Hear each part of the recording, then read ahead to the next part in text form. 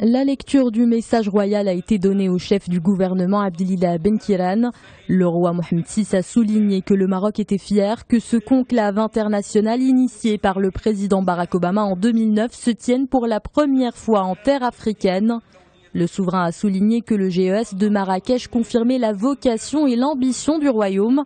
Le royaume qui considère la promotion de son partenariat avec l'Afrique comme un choix déterminé et irréversible. Le roi Mohamed VI a par ailleurs souligné l'importance de l'entrepreneuriat et l'innovation.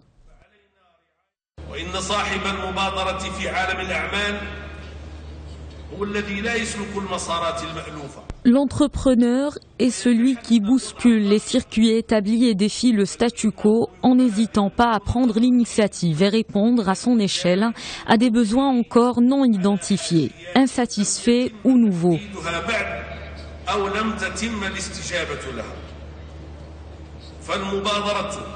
L'entrepreneuriat et l'innovation représentent ainsi des valeurs jumelles qui constituent toutes deux les tremplins vers la liberté, la mobilité sociale et la prospérité, si l'environnement des affaires le permet et que les conditions générales sont réunies.